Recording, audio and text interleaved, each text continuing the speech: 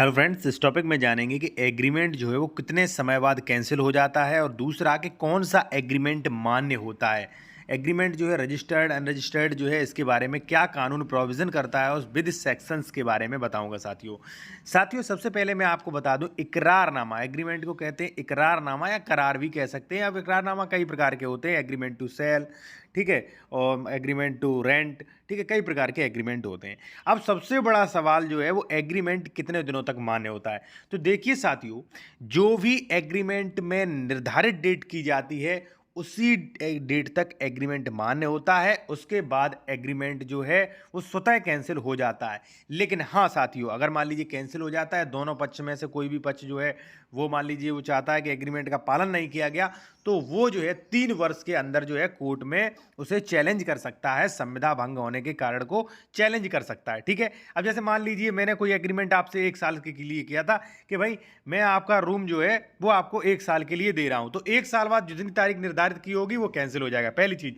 दूसरी चीज, मान लीजिए कोई सेल डीड एग्रीमेंट किया है, तो मैंने अगर उसमें लिखा है कि अगर मान लीजिए मैं आपको 6 महीने में पूरा पैसा दे दूंगा, नहीं देता हूं तो एग्रीमेंट कैंसिल माना जाएगा, तो 6 महीने बाद कैंसिल हो जाएगा, ठीक है। लेकिन हाँ, अगर मान लीजिए आप कोर्ट जाना चाहते हैं तो उसके लिए लिमिटेशन एक्ट में समय जो है वो लगभग 3 वर्ष का है।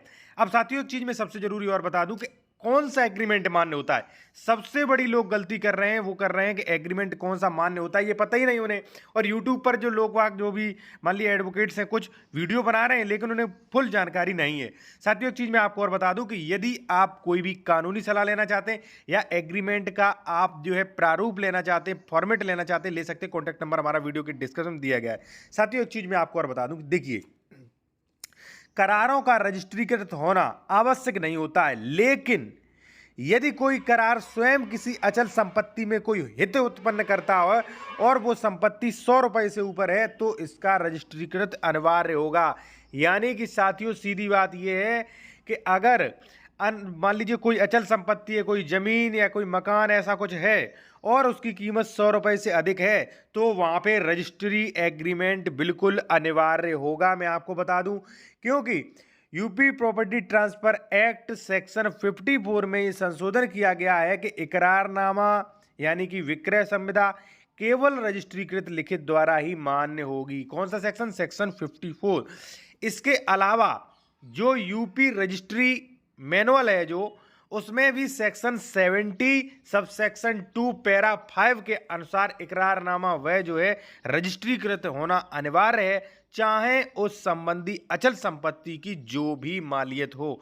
यानी कि साथियों अगर आप अचल संपत्ति का मान लीजिए कोई भी एग्रीमेंट कर रहे हैं तो वहां पे जो है रजिस्ट्रीकृत होना अनिवार्य है। अब देखिए आपको कोई कानूनी सलाह लेनी, या मान लीजिए आप उत्तर प्रदेश में जमीन खरीद रहे हैं, आपको डॉक्यूमेंट्स वेरिफिकेशन करवाना है कि इसमें डबल रजिस्ट्री तो नहीं, जमीन पे किसी प्रकार का विवाद नहीं, करवा सकते हो। एग्रीमेंट का फॉर्मेट ले सकते हो, सारी सुविधाएं आपको मिल जाएंगी। कॉन्टैक्ट नंबर जो है हमारा वीडियो की डिस्क्रिप्शन में साथियों दिया गया है, तो आप डायरेक्ट कॉल मत करिएगा, व्हाट्सएप पे मैसेज करिए, उसके बाद आपको समय बताया जाएगा कब बात होगी।